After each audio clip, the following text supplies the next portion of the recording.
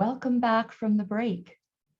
In the last session, we heard a very energetic fireside chat between Alex Edmonds and Jim DeWald, sharing perspectives on the genius of and. My name is Karen Benzies, and I will be your MC for this session. The land acknowledgement is a practice in Canada to bring awareness at public events to Indigenous presence, history, and land rights in everyday life. We would like to take this opportunity to acknowledge the traditional territories of the people of Treaty 7 region in southern Alberta, which includes the Blackfoot Confederacy, comprising of Siksika, Piikani, and Kainai First Nations, as well as the Tsuut'ina First Nation and the Stoney Nakoda, including the Chiniki-Bearspaw and Wesley First Nations.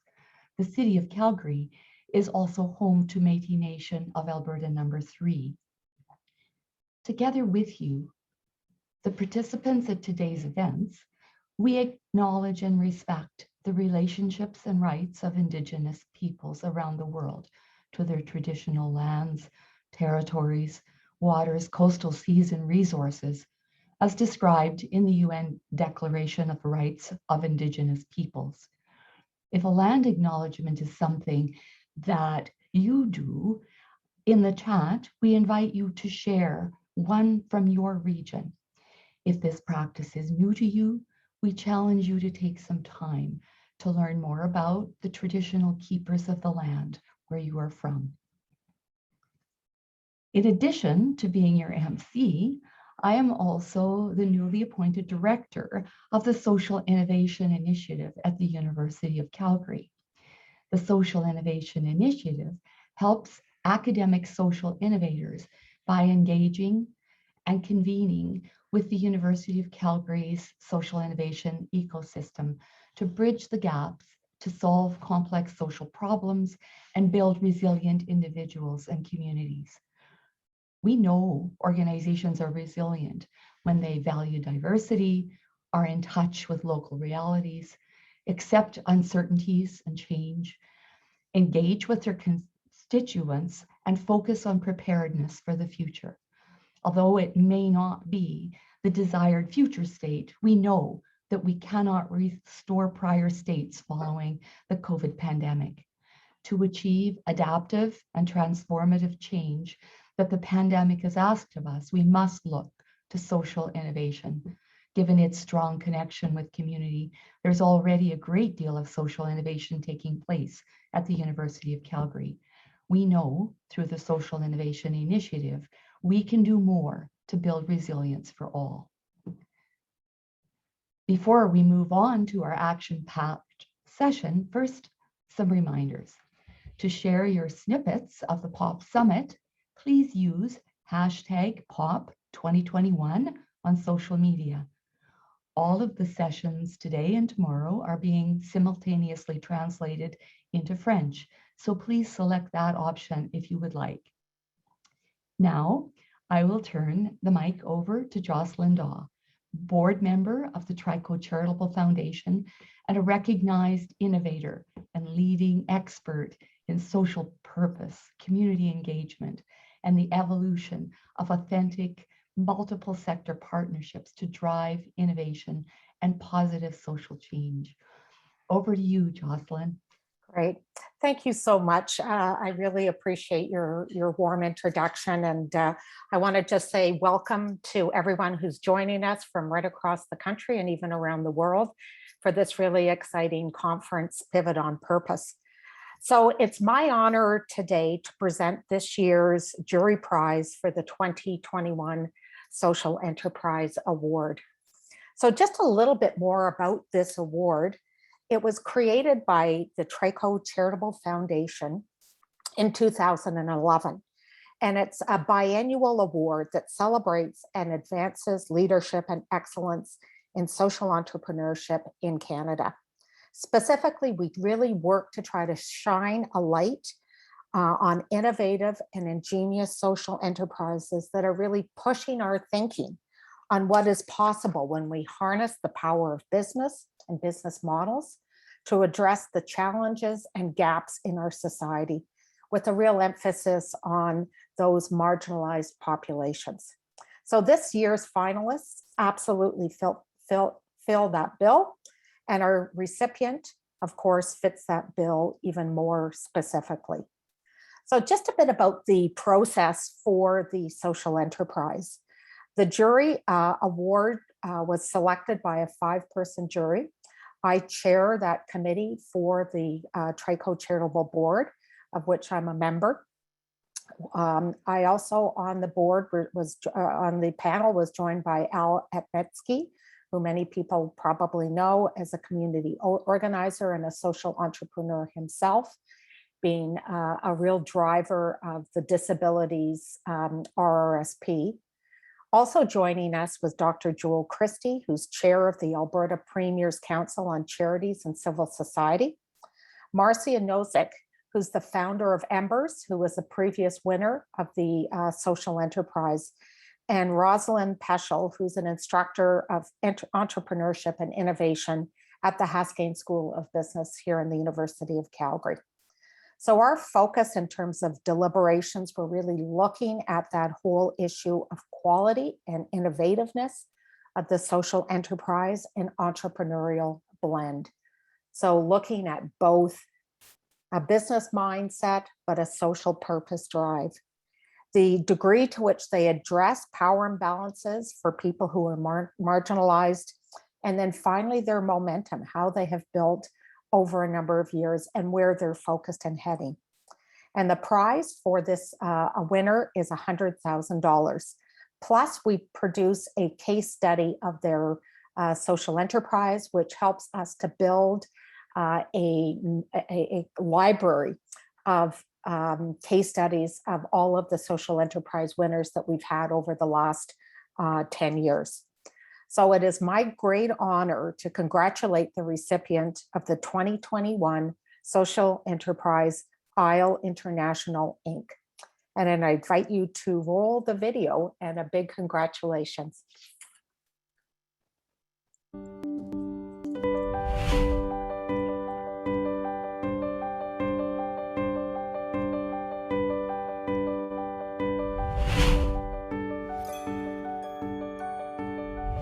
We are basically using business as a vehicle to create social and environmental change.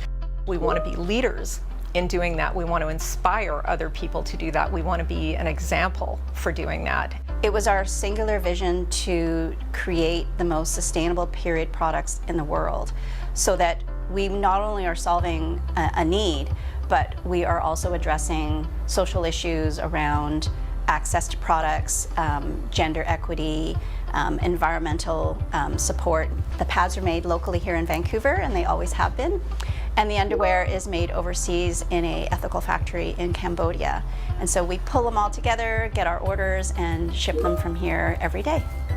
Our business is mostly e-commerce. It's direct to consumer, but we also sell to a wide variety of other businesses, including drugstore chains and other websites and Whole Foods and places like that, to allow customers to buy our products in a retail environment.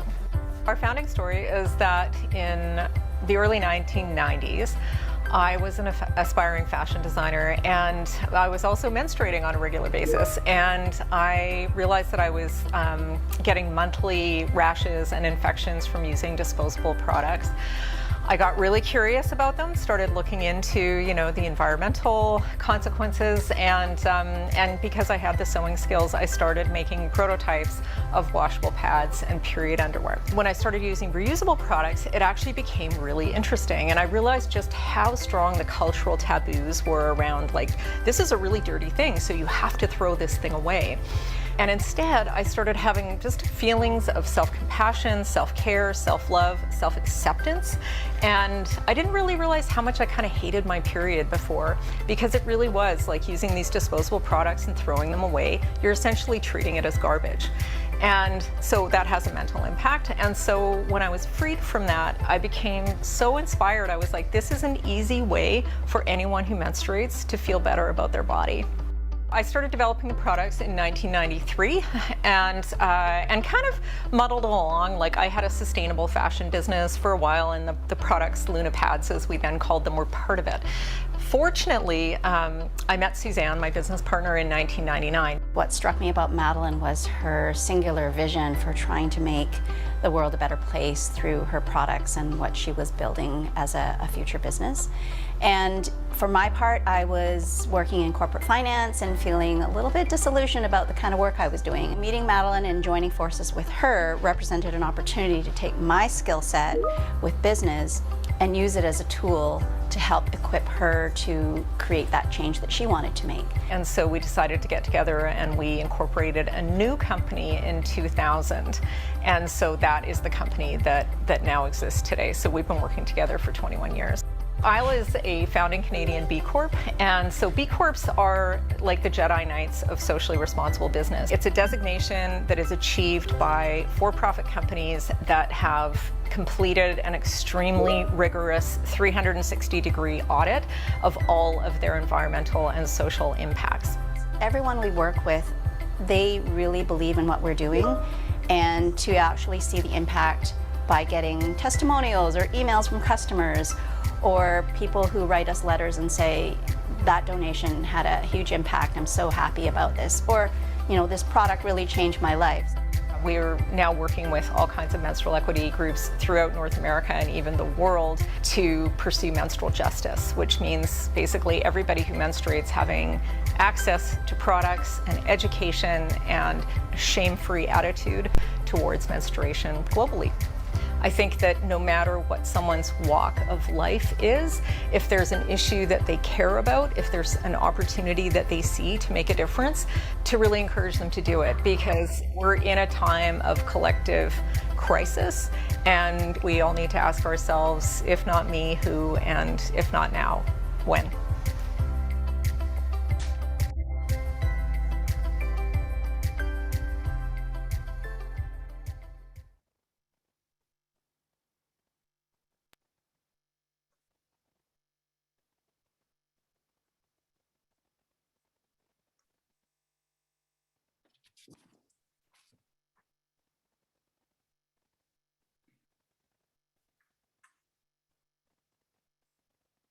That's tremendous.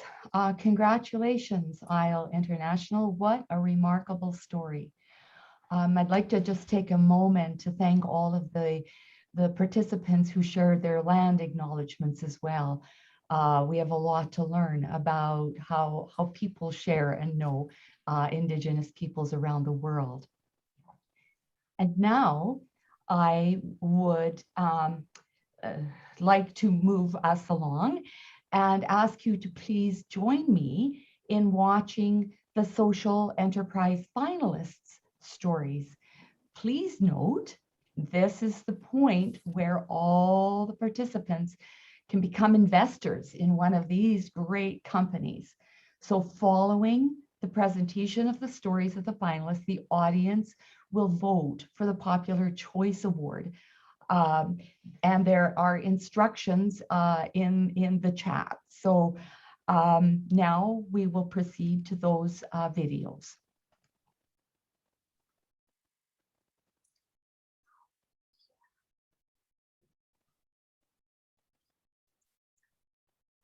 Hi, I'm Lance Armstrong, CEO of LivingWorks.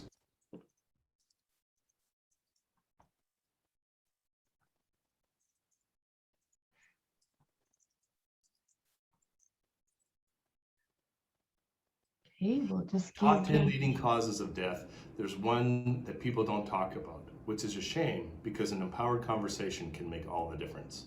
If we could only get comfortable saying it, suicide. Are you thinking about suicide? This is serious, and I want to help. For almost 40 years, LivingWorks has been teaching everyone, yes, even someone like you, how to have these conversations. And not just how, but when and why. The issue is all around us. Studies have shown that 1 in 20 people will think about suicide in a year. They most often seek help from friends, family, and even co-workers who are mostly ill-prepared to help. Suicide is an issue for every one of us to engage, not just the professionals. Most people would prefer not to discuss suicide. We say things like, I had no idea, miss. I'm not sure they're just having a bad day. Dismiss. That seems like a problem someone else should tackle.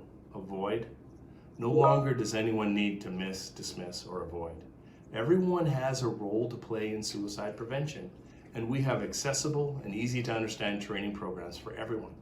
At LivingWorks, we teach hope, and you are just the person to deliver it. LivingWorks is an Alberta-grown social enterprise that puts the mission of saving lives first. We train over 200,000 people every year in over 30 countries and 5 languages, and we are just getting started. I can tell you from personal experience, the skills you learn from LivingWorks will make you a better listener, and that will improve your life. But when those skills are used to save someone else's life from suicide, you'll never be the same. I invite you all to take LivingWorks training in order to make your community a place where people with thoughts of suicide are well supported, to keep safe and find hope. Medical devices are designed as a technical solution for a body with a problem. They also emphasize the disability and create a divide between people with and without disabilities. That divide isolates people, and isolation is often experienced as a much bigger burden than the physical stuff people live with. That to me is a justice issue. So I designed the actual Alinker for who we are, not what we have. But we built our company to be the vehicle for change, to build healthcare that supports wellness. You know, isolation is systemic because we have a reactive sick care system that is geared towards medicating and making money. We built our company to create access to mobility, community, and healthy food. Only 5 years ago, the first container with Alinkers arrived on the unceded territories of Turtle Island. There are some 5,000 Alinker users in the world. We broke even in year 4 with 3 million in revenue. We're a certified B Corp for the 4th year. We are all women-owned, women-operated, and a CEO venture. Half of our team are Alinker users. We completed 192 crowdfunding campaigns with people who could never afford one. We pay living wages to all of us, have a vastly diverse team. 700 active Alinker users are active in an online group. People who are isolated and can barely walk have done the London and Boston marathons, Disney runs, and etc. We have planted 50,000 trees today, 10 trees per Alinker ever produced. We were carbon neutral at 7 per Alinker. All the people in our supply chain are treated well. Production plants have air, water treatment, and are practically plastic free. We built a community that is attractive, and recently I got a call from a woman saying, I'm sorry, I do not have a disability, but can I please be part of your community? Be cool like you, wanna walk and talk like you do. Bending and breaking now, tell me I've got it down. I wanna be cool like you, wanna walk and talk like you. Hi, my name is Maayan Ziv, and I'm the CEO and founder of AccessNow. I was born with a disability, and I've used a wheelchair throughout my life to navigate a world that really wasn't built for me. From countless steps at entrances, broken elevators, and an overall lack of what accessibility even means for someone like me, is constantly preventing me from engaging with my community and reaching my true potential. Over 1 billion people live with a disability around the world. Millions of places everywhere are legally compliant to be accessible. Yet there is little to no resources to guide people effectively or at scale. This $13 trillion accessibility market is largely underserved. And it's because people just don't know what is accessible. There is a significant data gap related to accessibility of the built environment. I'm constantly asking, will this place be accessible? And that's why I started AccessNow. I wanted something better. I wanted information that would reduce anxiety and allow me to live my life without literally being stuck in the street all the time, just trying to navigate spaces. At AccessNow, our mission is to establish the world's go-to resource for accessibility information, connecting people with disabilities, and serving businesses to assess their own properties based on accessibility. With the use of our AI technology, we've shared information about the accessibility of places in 35 countries on our mobile app. And over the last 5 years, we've focused on community building, collaborating with over 100 organizations from disability-led to private sector, governments, and more. We're building an inclusive, connected ecosystem, empowering people with disabilities everywhere, supporting businesses globally to make decisions that remove barriers and create a movement for accessibility for all. Thank you, and I'm so excited to be here.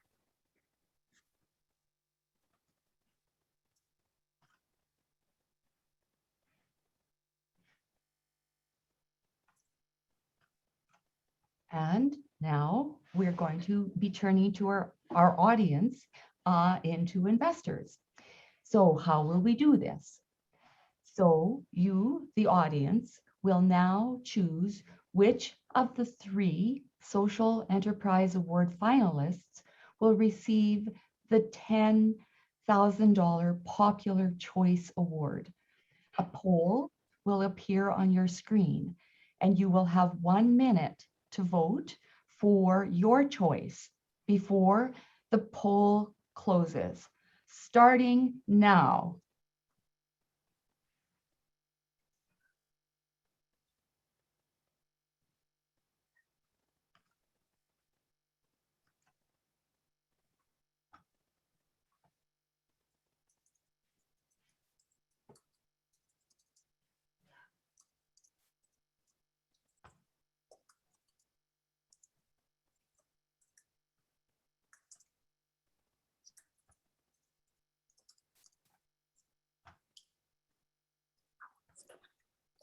All right, very exciting. I can't wait to hear who will receive the Popular Choice Award.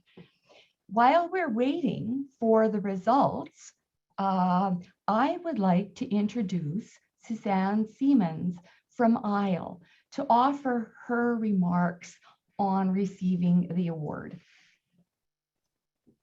Thank you so much, Karen. Hi, everyone. My name is Suzanne Siemens. I'm the CEO and co-founder of ISLE. And on behalf of the entire team at ISLE, I just want to express how incredibly grateful we are to receive this recognition and prize. I also want to acknowledge my esteemed colleagues who are on this call and panel that you just saw the videos of. It's a huge, huge honor to be among your company. B from Alinker, I have huge respect for you all, Maayan from AccessNow, and Lance from LivingWorks. I want to start by saying that when Madeline and I first started this business over 20 years ago, we had never heard of the term social entrepreneurship. We just simply saw a need and wanted to solve it in a socially and environmentally responsible manner, and believed that the tools of business were the best way to do that. And reflecting back, it hasn't been an easy journey, and there have been a lot of hard and positive lessons along the way. And so receiving this recognition and award is like just such a huge honor and very meaningful to us. I do want to take a moment to thank some really important folks, of course, the Chico Charitable Foundation, and to Dan Overall and Ida Vianney, who were really patient with all the communications back and forth, and to Elaine and Wayne Chu and Jocelyne Daw for your leadership on the board. Thank you so much. I really also want to thank our long time investors, Duncan and Pat Shaw, Carol Newell, and our mentors, Joel Solomon and Bob Elton, who have been champions of us along this journey. And speaking of the journey, I do want to acknowledge the team at ISLE, every single one of them who've been with us from the beginning and still are with us. And really importantly, our customers, because the team and our customers have really taught us how to be leaders of a business that is trying to create change, but also trying to be caring of our community and taking care that everyone is feeling included. And I think what's been really surprising along this journey is realizing that how our business can intersect so many issues, whether it's health and self-care and body positivity, like Madeline talked about, but also gender equity and inclusion and size inclusion and racial and social justice issues. And so I think for Madeline and I, the most powerful conclusion that we have come to understand is that social entrepreneurs realize that business is such an effective tool and a very creative form of social and environmental activism. I will confess, though, as entrepreneurial activists, it often feels like we're constantly fighting this uphill battle against an economic system that's either exploitative or extractive or both. And meanwhile, as social entrepreneurs, we're trying to solve problems by looking around us and looking to nature and thinking about more regenerative ways of solving problems. So what does that look like for us? Well, Madeline and I like to look at ISLE as almost like a mother tree. We have deep wisdom and roots, and we're really proud to have inspired a lot of menstrual equity activists and entrepreneurs around the world. And so our hope is to stand as a model of what regenerative and inclusive business practices can look like and be a model for future generations. I just want to end on a rather serious note of observation of what's happening in our community right now.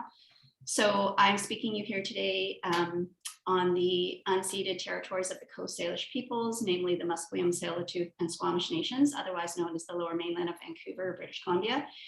And so in addition to the devastating effects of COVID and the heat wave and the forest fires, right now we're experiencing devastating floods.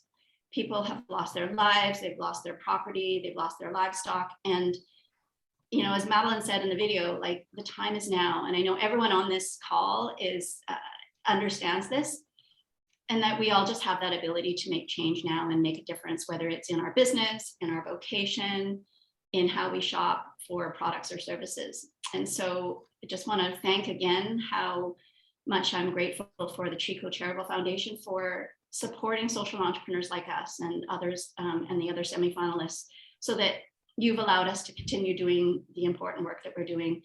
And I just want to conclude by saying it's such a privilege to be in this position, and we are so very, very grateful. Thank you. Thank you, Suzanne. And thank you for reminding us of the many places where we have opportunities to engage and to make change. Now, let's get started with the finalist panel. Please join me in welcoming our moderator, Jeff Loomis, who is the Executive Director of Momentum and member of the Alberta Social Economy Ecosystem Development Steering Committee. And our panelists, we have Alink from Alinker Inventions, Inc., Corey Kaplan from AccessNow, hopefully Lance Armstrong from LivingWorks Education, Inc., and Suzanne Siemens from ISLE will join us again. But before we start into the panel, I'd like to acknowledge that Maayan Ziv from AccessNow was named as one of Canada's top 40 under 40, and she is receiving her award today. So I'd like to offer our special congratulations to Maayan on being top 40 under 40. So now we will turn it over to Jeff to lead the panelists. Yeah, thanks, Karen. So we're hoping to really have a dialogue today with the finalists on the panel, as well as everyone in attendance. So really hoping to encourage audience questions through the Q&A, and we'll be able to take those questions throughout. This isn't just a conversation with the panelists and then audience questions at the end. So if you have any questions, you've already heard a little bit about all the businesses from the videos. So if you have any questions, you can start putting them in the Q&A right away. But to get us going and to give you some time to think about questions, we'll start with a few. And so my first question is for you, Suzanne. So starting with just congrats on your success now and getting recognized with the Social EnterPrize Award today. And I think it's probably safe to assume that you've had lots of ups and downs along the way to get to this point in your journey. So I'm really curious of how have you adapted your business over time now that it's you're at about the 20-year mark since the co-founding? Yeah, thanks, Jeff, for the lovely words.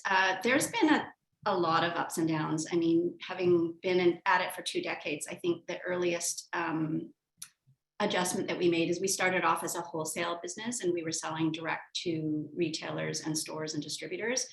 And that's a really tough model to follow at the outset. And so pivoting to e-commerce was a really big adjustment, and that's not news to anyone who is so accustomed to e-commerce, but that was the first big change back in the early 2000s.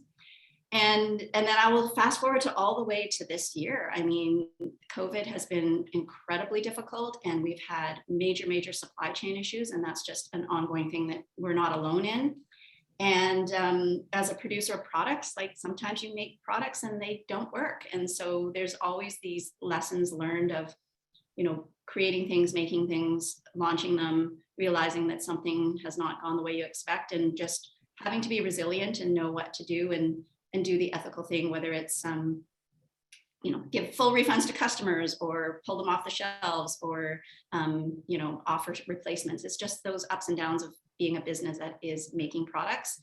And the final thing I'll say is just, and I kind of alluded to it in my comments earlier, is just really listening and learning from your community and your customers, and being humble and willing to admit that maybe you've made some, you know, missteps along the way, and learning from them and making amends and doing better. So that's always been our mantra, is do better. Yeah. And so I knew that there was a name change, and then seeing in the video that in the early days, Luna Pads, and then the change to Isle. So what was the driver for changing the name to Isle, and why Isle as a name? Yeah. So Luna Pads was a name that was established based on our signature product being pads. And we had expanded in recent years to go beyond pads and add period underwear and most recently menstrual cups. So we thought the name was a little bit limiting in that sense of really knowing that we offered a full spectrum of period care products. And we chose the name Isle and period Isle as our URL to really kind of reclaim that notion of the feminine hygiene aisle and say, no, it's the period aisle. It is the place where anyone who has a period can find a sustainable, ethical, and really reliable solution for their period, and to make it much more inclusive and welcoming for anyone who really is looking to solve a period solution that makes them feel like, yeah, I'm welcome here. This is the period aisle. I can see myself here, and I can find something that will work for me. Okay, that's super interesting. I had definitely no idea. So one more question from me, and then I'll turn it over to the rest of the panel and then the audience for questions. So I have a question B for you. It was kind of neat that we just connected and figured out that we are both have connections to a part of the Netherlands that probably no one on this call even knows where it is. So that was a pretty small world connection. And that your hometown of Hengelo, I think, has the best ice cream business in the entire world, Vanderpool. So B, my question for you, I'm interested. It's such a unique and innovative product. And I'm sure there was lots of challenges just in the product development and then launching it, and that you made probably lots of mistakes. So I'm curious in terms of what mistakes did you make over the development process and the launch process, and even today, that you've learned from that have helped get your business to where it is today? Yeah, thank you. And I'm super excited to being here. And congratulations to Maayan. We're actually starting a partnership soon, so I'm super excited and honored for her. I actually don't believe in mistakes. I believe learning is something to test things out, and you decide to not go there, but to go there. Learning is ongoing always in life, and mistakes is such a mindset thing, like, oh, fast learning, you know, go and fail and do better. I don't believe in that, because it's a traumatic process. I believe in learning in a kind way, finding the edges. Where do you go? How can you push yourself a little bit more, or how can you challenge yourself to learn a little bit, you know, further, or listen deeper, or that kind of stuff. But if there's one mistake that is really kind of a funny one too. I'm Dutch, I'm 5'11", I think I'm average. So the medium Alinker is for average people. So the small Alinker is still too tall for small people. If men don't like to think of themselves as small men, so we have a problem with fitting people with the right size, because they say, you know, like, I'm not a small guy, I'm at least a medium, but they're not. So, and we haven't fixed that yet, because I don't believe in fixing problem things, and yeah, just dealing with it and communicating and having fun with it. Yeah, that's a great story, and I can totally relate with the height And on this crazy Zoom world that we've all been on for the last 18 months, you never know how tall someone is. And I'm 6'4". And when I met someone that I thought I'd met in person before, just because I'd probably talked to them way more on Zoom than I realized. And then when I first met them in person a few months ago, they were like, holy, you're tall. So yeah, I could totally get the 5'11" from a Dutch background is not tall, because when I lived there, I didn't feel very tall in that context. So Suzanne, Lance, or B, do you have any questions? Anyone want to ask a question to someone else on the panel that you're curious about their business? Yeah, just as a conversation piece, we always talk about social entrepreneurs, and I always like to pick language apart. And if we say social entrepreneurs, that indicates that there's a social business, right? Business that is not social, which is the mainstream, which is a very destructive linear path to just greed and extraction and all that kind of stuff. And so I never call myself a social entrepreneur, but like to sort of emphasize that the way that business is done generally is destructive and not a very happy process for people, not designed for the wellness of people too. So to the rest of the panel, like, what are your thoughts about being a social entrepreneur, or like using it as a reflection on that's not right, we're doing something else, being a B Corp, using your business as a force for good, which it always should be, because we want good in the world, right? That should be the common denominator of wanting to live a happy life, no? Yeah, that's a great question, B. Lance, do you want to go first? Sure. It's a great question. I mean, and it gets to the heart of what's the difference between regular business and a social enterprise, and B, you're kind of getting to that. Should it be different? I'm not exactly sure. For me, the best expression I have is we're a for-purpose business. I don't want to run it like not like a business, in an unbusiness-like manner where your services, you know, like, I want it to be professional. I want it to look good and to meet the needs of our customers. But our driving force is our mission of saving lives from suicide, and so we're for-purpose business, not a for-profit business, and we put the mission and the purpose always ahead of the profitability, and try and find ways to maximize that missional impact. So, but it's a great question, because it's really hard to know how to distinguish. It's almost a self-defining distinguishment, right? Well, in a way, every business is for a purpose. It's just the purpose is to make money and kill the world. Yeah, or well, that's purpose. right. But this is the thing. We always talk about social entrepreneur. That's the cool thing. For purpose, that's a cool thing. But it's like, use it as a reflection to the whole world. It's the mainstream business doing as a, you know, reflection on, like, what is that really? And B, it's interesting. One of our founders, Richard Ramsey, he has a quote that stuck with me through all the years, and it's everyone.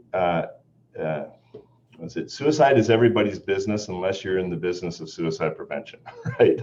And it's sort of like there's a stigma against being in business in a social enterprise, and there's also, but if you aren't in business, then you don't sustain supporting, you know, your mission, what you're trying to accomplish. So it's a very tricky balance, I think, for the rest of the world. Until you're in it, I think it's a hard balance for the rest of the world to get their head around.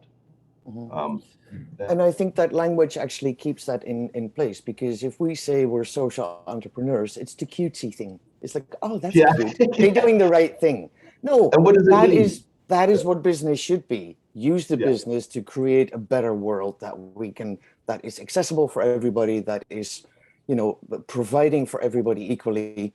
So that's why I don't like the term social entrepreneur, because it keeps it in a cutesy thing. We're not cutesy.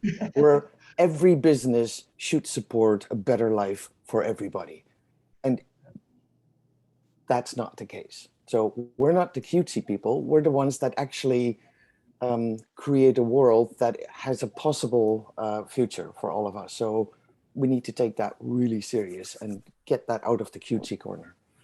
Yeah. I'm not in the cutesy corner. I don't think be anyone who would ever label you cutesy corner material. But I think for my part, I feel like because we've been at this so long,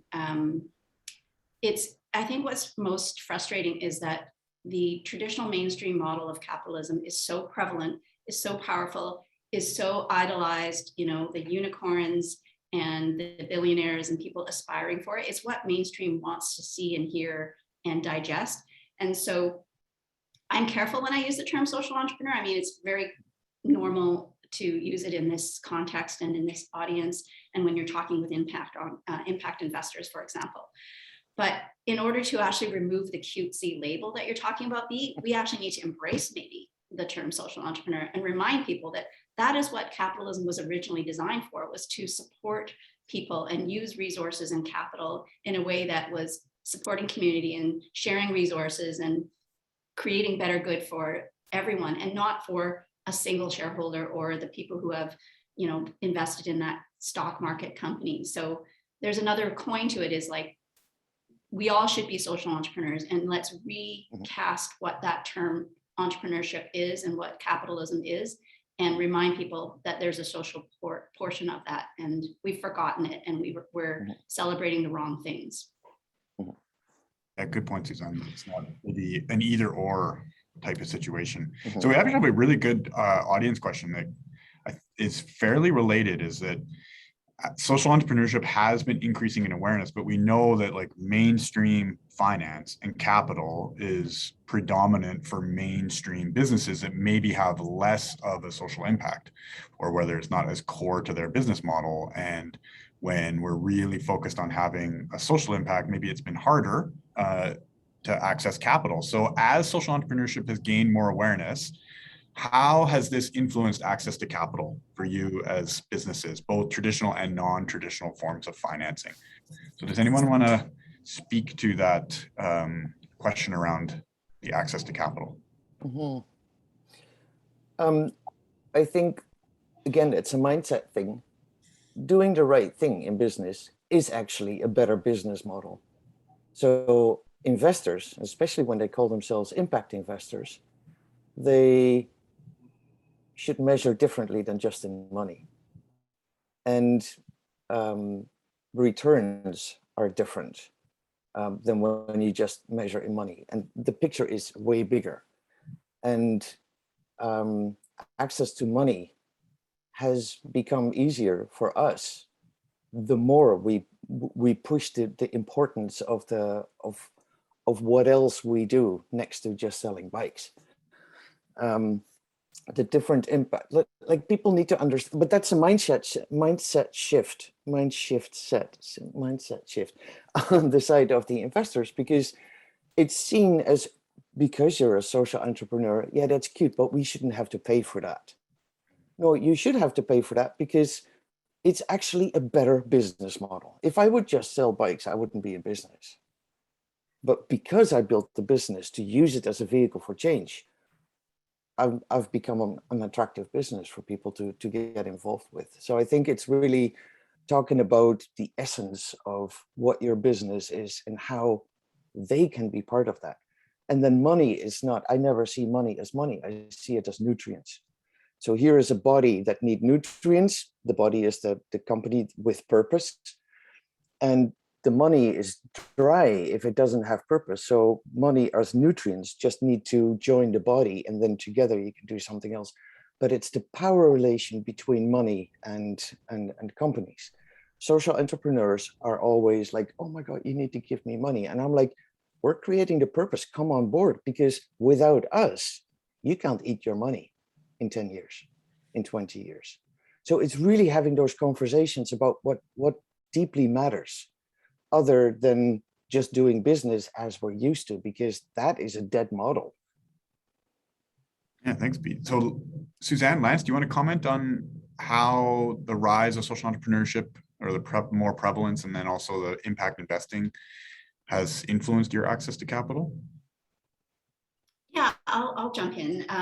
As someone who has recently raised some capital, I think that what still exists are silos, unfortunately. Like there are impact entrepreneurs and there are your traditional venture capital funds and private equity funds, and they are still kind of looking at things pretty linearly. Like you either have hockey stick growth and you're going to deliver them 10x returns and an exit within 3 to 5, 7 years or not. And so you do have to, when you're raising money as a social entrepreneur, you do have to look to where those investors are and the ones that really do believe in the longer term vision and are willing to make some trade-offs in terms of more traditional measures of return. And so it's idealistic to say that you're going to find investors who are just going to totally buy into your story. In the same way that you can't assume that all customers are going to want your product or service. So it just is the way it is, and it's hard work. And at the same time, there's lots of money out there. There's people who have accumulated wealth and realized, I'm going to do good with this money now. What can I do? How am I going to leave a legacy? Yeah, I'm assuming when you referenced Suzanne in your remarks, Joel Solomon as a key mentor, I'm assuming Renewal Partners was a key part of your story. They were indeed. So two quick comments on it. One thing is we found we have to be much more self-funding, which is a very healthy business model anyhow. And I think the other thing, and this is maybe where we're seeing a little bit of a shift in terms of social entrepreneurship. I think there was a thing of, well, if I have a purpose or a mission that has value, I can rely on that and don't have to run my business as well.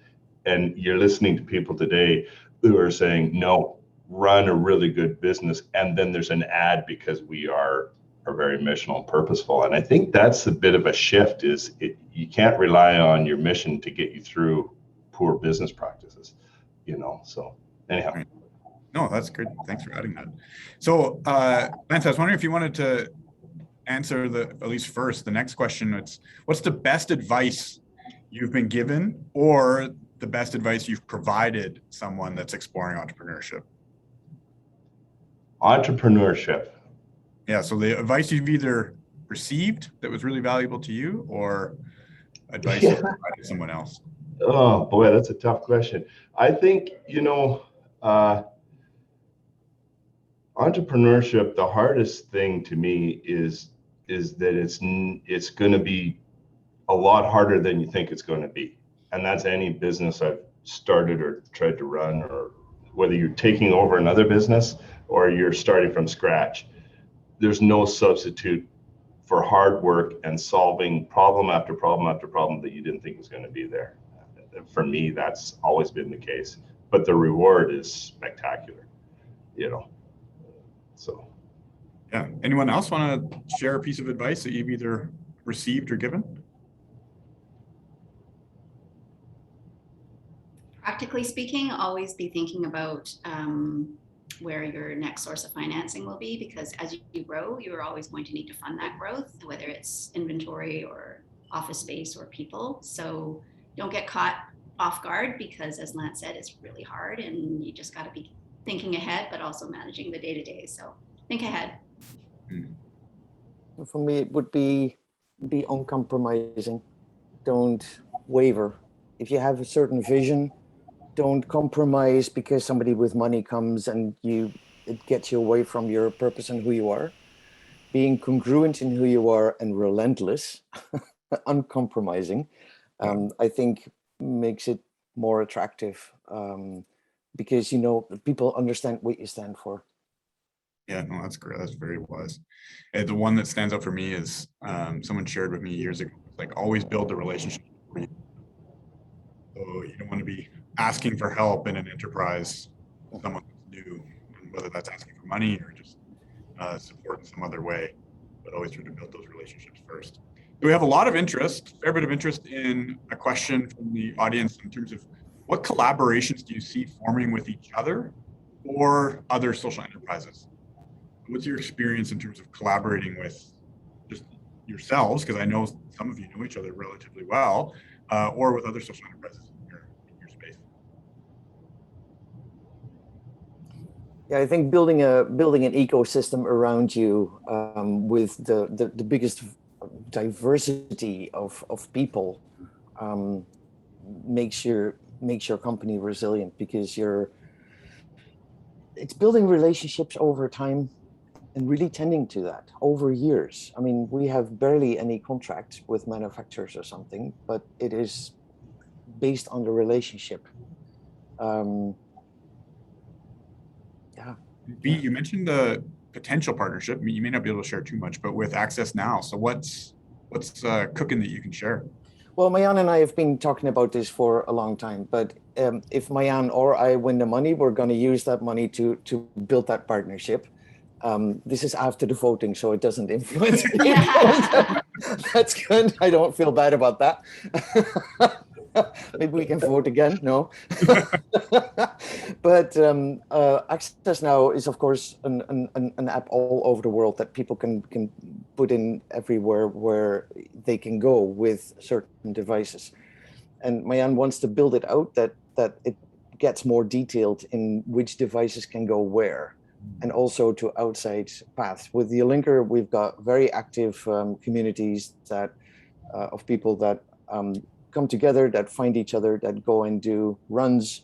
The Disney run was just done. They do marathons and whatever. So to integrate outside runs or trails in the AccessNow app, and it's in learning mode right now, but we'll build that out. So I'm super excited about that, because people need to find each other. They want to find each other. And find an accessible world, because literally the world needs to be accessible for everybody.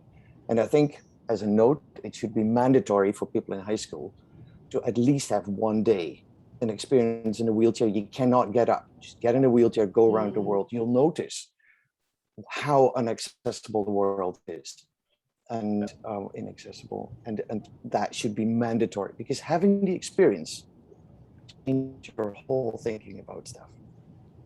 So good. Yeah, there's an organization in Calgary, so I would describe them as a social enterprise, called Accessible Housing, and that's part of their work, is getting people to experience what it's like to be in a wheelchair or have other forms of mobility disabilities, and so that you can really build that empathy.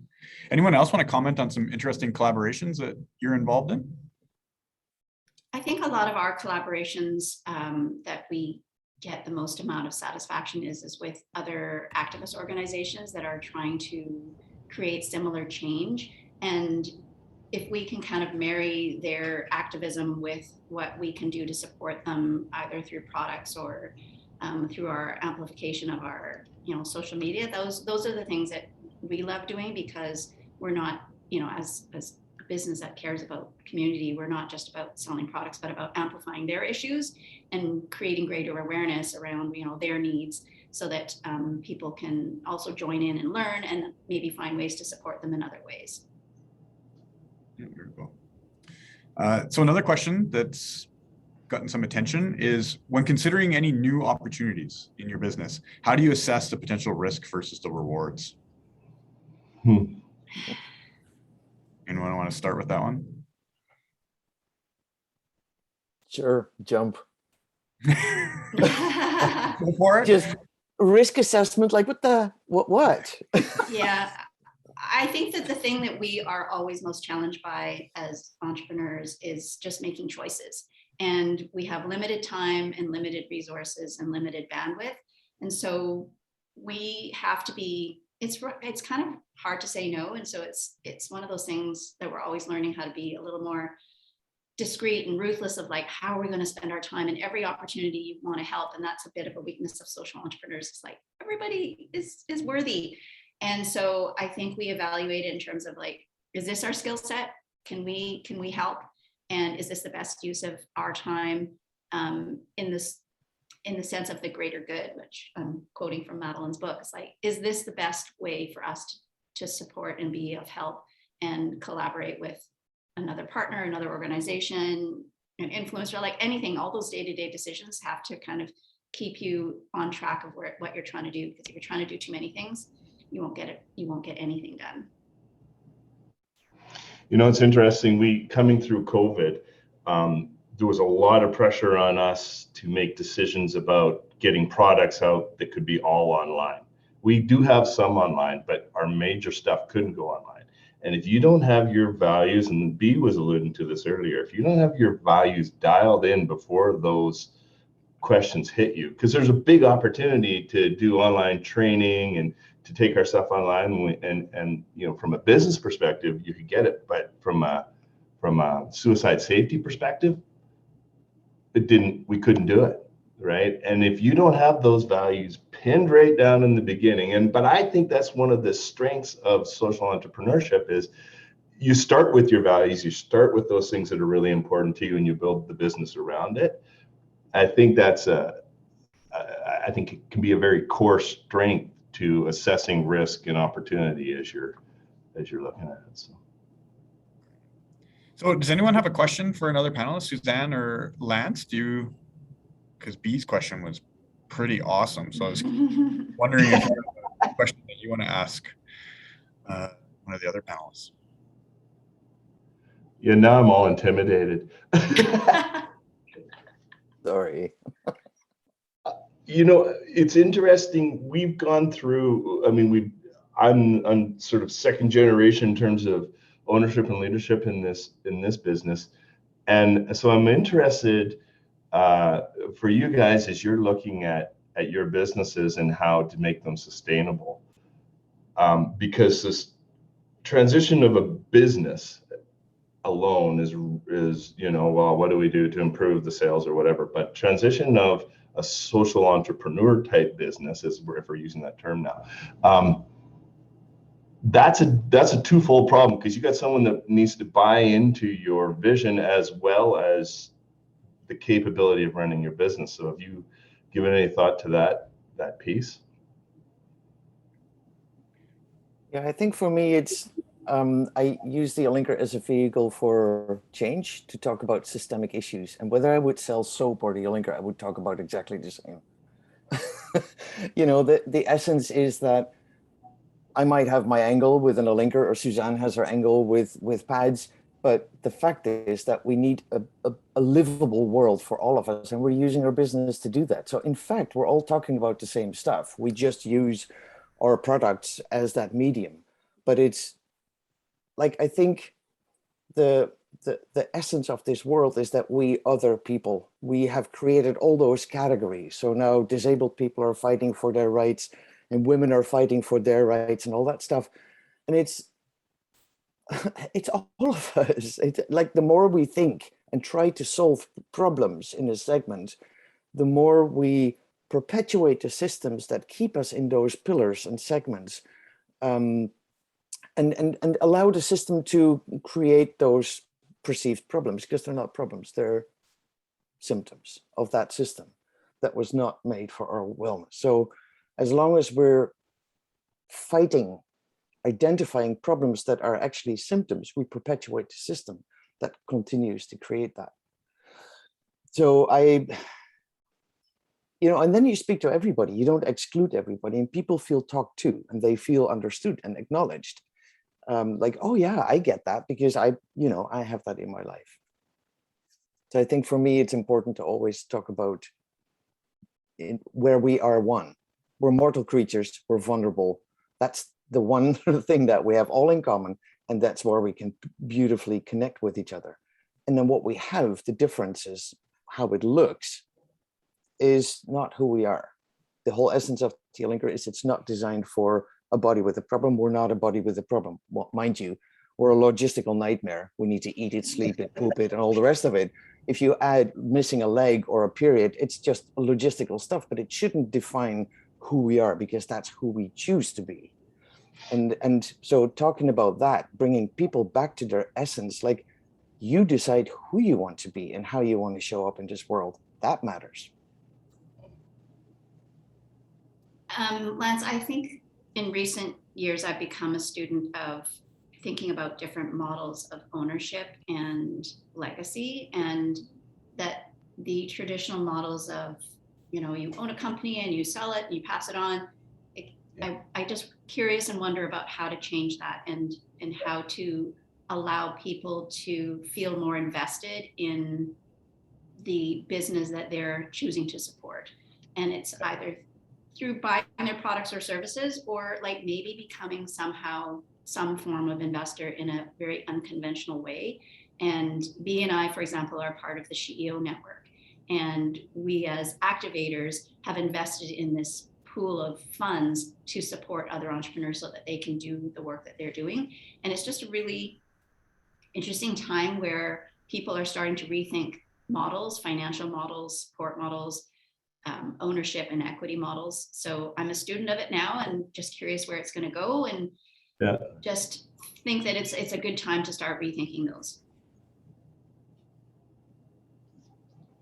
Yeah, great question, Lance, because succession can be such a challenge in any business. And I think when the values are at the core of the business, then it can become even more challenging. And I think you're right, Suzanne, to be thinking about different ownership models.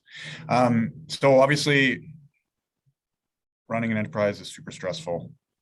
Lots of downs with the ups. So what keeps you awake at night? And how do you deal with it, maybe?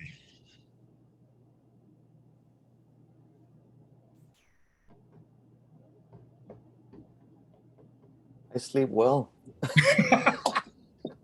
You know, the thing is, but this is the essence. If you're congruent with who you choose to be, you can look in the mirror, it's like, yep, I want to go to sleep with you and I don't need to worry about things. And the business and whether it makes money, yes, that's troublesome, but that's not stuff that keeps me awake. What would keep me awake if I didn't do anything that I should have done? If I didn't, you know, if I did say something that shouldn't have said that. And don't apologize for that. Those things matter. That is who you are. And that's, if you're congruent with who you choose to be, I sleep fine.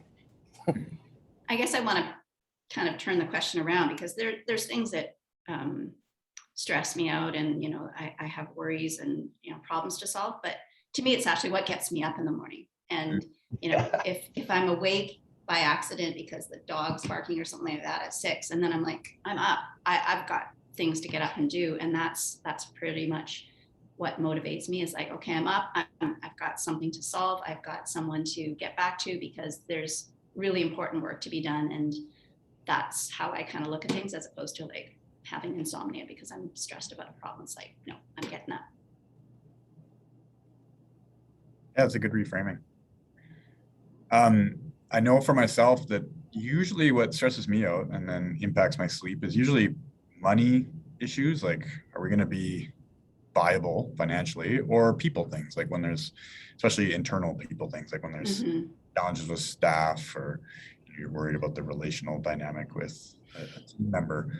So on the financial side of the stress, I'm curious of like, how do you balance the continual tension of financial viability and the social impact that you are really aiming to achieve? And B, you kind of referenced it in relation to accessing capital, that there are those extra costs of trying to have that social impact that you're trying to achieve. So how do you balance that tension between your social impact and your financial viability? I think in my case, the social impact is the viability of the company. I did notice, B, on your website, your very first FAQ is, why is Alinker so expensive? That's the question we get all the time.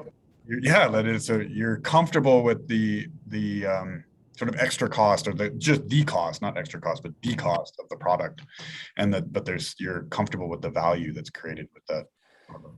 Well, and it is the mindset again. If this were to sell as a medical device, it would cost like 2-3 times as much, because that's how that medical system works. And we're purposely not a medical device, and we're already selling it for half the price of what you would get back from insurance. So I rather talk about it. It's like, let's talk about that, because quality means you treat people well.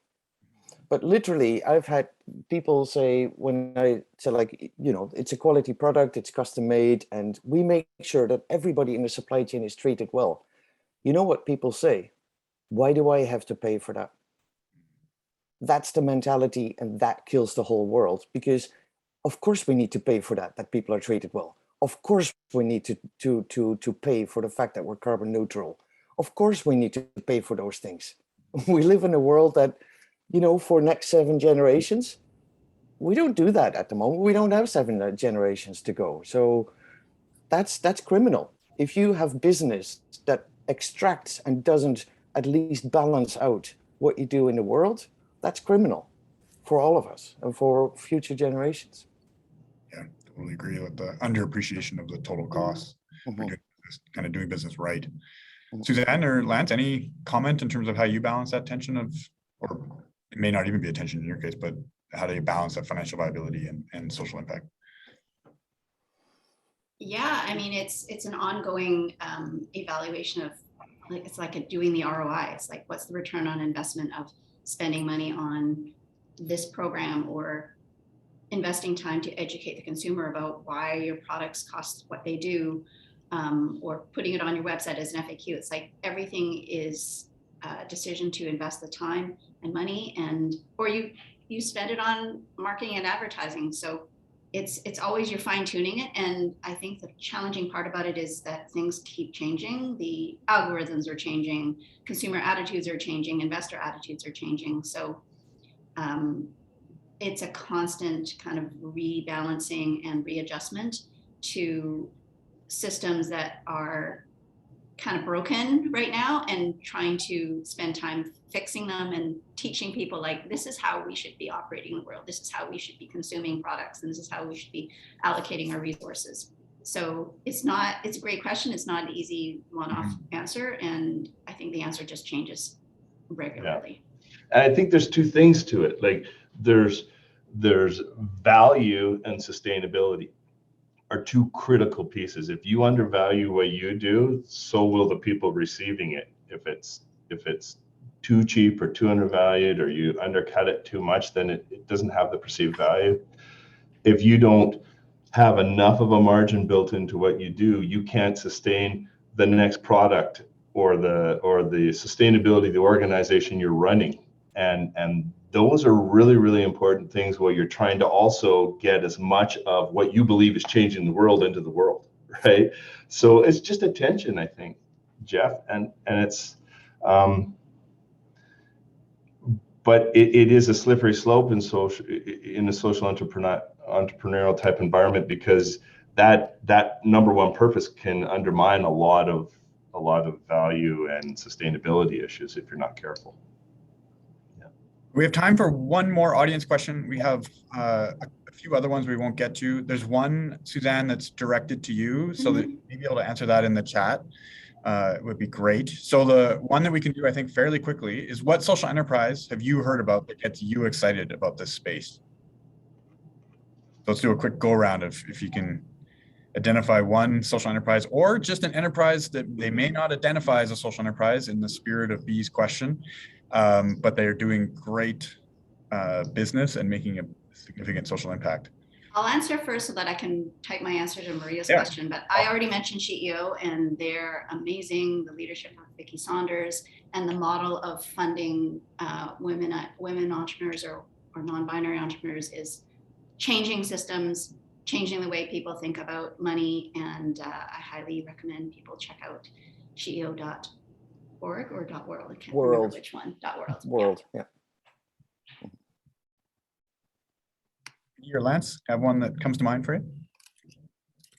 Yeah, it's interesting. LivingWorks at its core is a network of social entrepreneurs. Everything from crisis lines to mates in construction that does construction suicide awareness. There's just, I could go on for days. So it's within our field. That's really what we do is work with a whole bunch of great social entrepreneurs. So yeah. B, can you think of one you want to highlight? Well, there's one thought that goes like, I don't think that systems are broken. I don't want to change the world. The only thing that I want to do is create a world that I want to live in. That's where I have influence. And systems are not broken. They're very much doing what they're supposed to do. They're just not designed for our wellness. So building something else in relationship with each other over time, taking time with each other, not accepting scarcity as a mindset. Well, thank you everyone for participating. I'll put in a shameless plug for a social enterprise I'm excited about, and it has a connection to Momentum. So this is a local Calgary plug, but the Allium is the first ever worker cooperative restaurant in Calgary. And what makes them, I think, really neat is not only are they providing a great food experience and hospitality experience, but they're trying to really reform how the restaurant industry is done so that it's not as exploitive or as extractive. And so I think they're a fantastic model that can inspire so many other potential restaurant tours of how they can have a good social impact through their business. So that's one that I can think of. And B, I just want to thank you so much, particularly for your very first question, because one that I was thinking about asking the group was, do you actually identify as a social enterprise? And how much do you identify as a social enterprise as different businesses? So it was fantastic that you asked that question. So I appreciate you sharing your wisdom and experience with myself today and with each other and with our participants. So thank you so much. And I will turn it over to Karen. Thank you, Jeff, and thank you for moderating an incredible panel. And thank you, panelists, for sharing your insights. I'm so inspired. I was taking notes and I've learned a lot for my own social enterprise. So now what we've all been waiting for, which of the 3 finalist organizations won the Popular Choice Award? So Jocelyne, over to you to do the honors. Thank you so much, Karen. And what an exciting what an exciting panel and amazing social entrepreneurs. So you, as our audience, have selected the first ever social enterprise popular choice, a prize of $25,000. And so a sincere thanks to everyone who voted.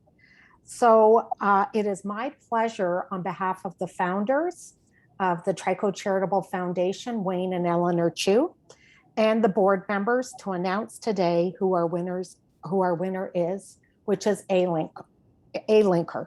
So a big congratulations to Alinker and also to all the finalists. So hard to make those choices. So thanks again. And I don't know, B, if you want to just say a few quick words.